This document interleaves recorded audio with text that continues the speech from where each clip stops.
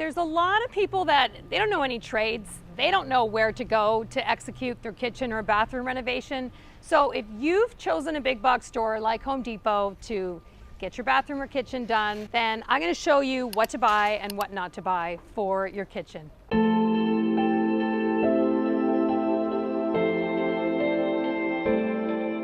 Hi, I'm Maria, and I've built my career helping homeowners and designers see color differently. I'm also an educator who loves teaching the principles of timeless design to make color easy and to understand and use with confidence in your home. It's color made easy.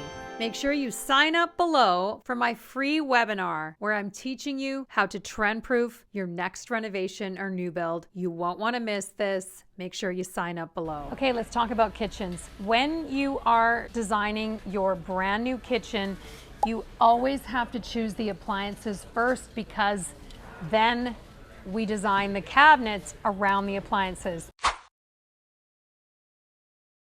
I would stick to stainless for the most timeless look. I would only choose black appliances if I was doing black countertops, because then you avoid the look of holes in your kitchen. But really, it's a dark look, it's trendy. Stick to stainless when you choose your appliances as much as you can. So the next decision you're going to make is your flooring, okay? Because everything has to come out. Usually people replace their flooring when they redo their kitchen. This is a good time to take out your old tile and just put LVP throughout your main living area. Now, I'm happy to see there's no gray flooring here, okay? I would stay away from gray like the plague, okay? This is really nice. This is a really nice medium brown, timeless floor. I mean, the pale oak look is not trending, but this is still a timeless look for a little bit more of a contemporary space. So I would just choose from one of these two, the end. That's it, like no need to keep looking. This is it. If you don't have coordinating floors to choose, if you've got a living room, a small living room, for example, and it has hardwood, and your spouse wants to keep that hardwood, you will be hard pressed to find something that matches. You can look high and low to find something that goes with it, but your flooring on the same floor, it all has to match. So a lot of times what people do is if they don't have enough hardwood flooring to continue throughout their whole house, then they take LVP and put it on top of everything. It's a really good solution if you're on a budget. This tile, all right, is front and center. It's right here at the front. Why? Because they sell truckloads of this basic 12 by 24 inch gray tile. And I'm just saying, please don't do this. It's a super basic look. So what I'm actually looking for is, you could do something like this, okay, in your kitchen. It's got a blue-gray undertone. See the difference? So this actually would look good with a Carrera backsplash. So if you had a white solid countertop and you did a Carrera backsplash like this, all right, then this would be the tile that would go with it, okay? And you always want to position everything with white paper around it, and how you can see that you've chosen the right color is that this is the orientation that it will be when it's installed. So something like this would be really great. This is on your backsplash. You do a white, true white countertop. This is your floor, and you could do a gray grout if you wanted to. Doesn't have to be white if you're worried about the staining. And this would be a super cute kitchen. Do this, and not the 12 by 24, please. Now, you could do like a Carrera marble backsplash like this. Carrera marble has a blue undertone, which you can clearly see when you are using my Understanding Undertones color wheel. And again, you would then do a true white countertop like this to go with it. My biggest tip for you when it comes to tile is you want to make sure that all of your tiles, your countertops, never go shopping without all of them together. You want to view them all together so that all of the undertones are the same.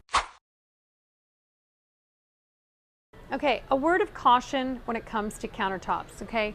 Everybody sees countertops as being this moment, like, wow, it's natural stone and isn't it gonna be beautiful? And it's just like this artistic moment. And especially if you've been living with just like super boring, basic, like laminate, plain countertops, you think, well, the natural upgrade must be quartz or stone countertops. But I have seen so many clients that have been profoundly disappointed because the way that the cut doesn't match when they come together on like an L-shaped kitchen or something, and they just hate them. So I really would keep this world timeless. Something like this, the Calcutta Gold. Choose something that just looks like quiet marble. That's going to be the most timeless. This is now a kitchen that you won't have to renovate every 10 years. So if you've decided white, no, I'm not doing that. All right, and you want something with a little more color, look for not a lot of movement. Something like this, you don't know where this veining is going to land, okay?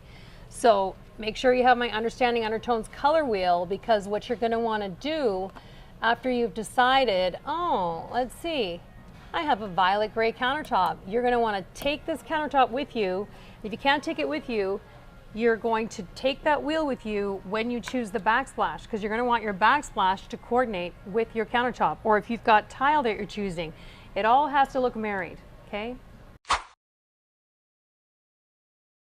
Okay, the 2-inch shaker door is the most popular strictly because it's the least expensive, right? So the flat door style is the cheapest, but you're only going to do a flat one if you have a modern house. If you do not live in a modern house, okay, then you would do a shaker, something like that. That's pretty, right? Maybe you would do a little bit of an elevated shaker that has this little detail in here. This looks like a 3-inch shaker. That's a little bit different than like a 2-inch. These are all good options.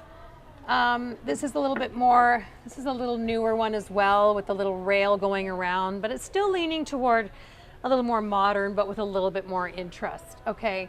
So here is the number one critical thing to remember, okay? If you don't do knobs on everything, which you easily could do, then you do knobs on all your doors and you do pulls on your drawers. Not this pull, but you would do pulls on the drawers, okay? And knobs on the doors above you, so it looks like a designer was there. Right now, there's been a lot of shelf space that has been allotted to the world of black hardware, because everybody thinks no matter what is happening in their house right now, that black hardware will somehow make their kitchen or bathroom look new. And I'm telling you right now, it will not. Okay, so skip the black hardware. I seriously would go for a knob here. I don't like any of these. These catch on your robes, on your clothes. This is the most popular knob out there. It's totally builder basics. Skip that one. These are all square. Most people don't have a modern house. Okay, so skip those two.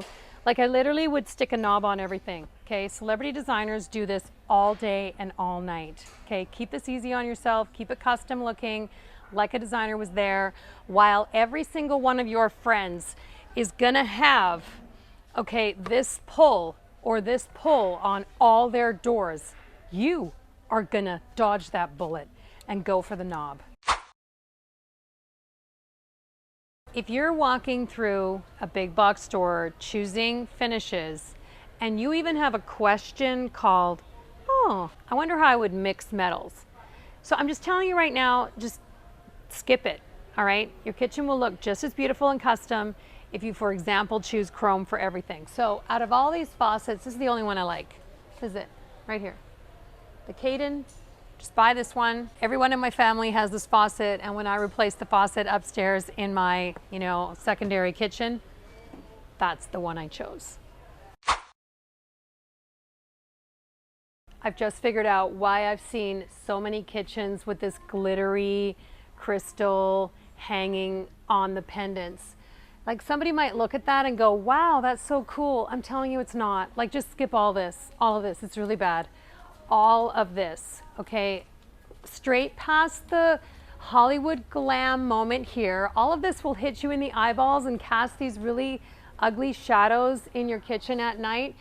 Like, listen, out of all of these, the only pendants that I would consider is that one right there, right, with the gold, okay? And since that doesn't appear to come with chrome, we are now mixing metals, okay?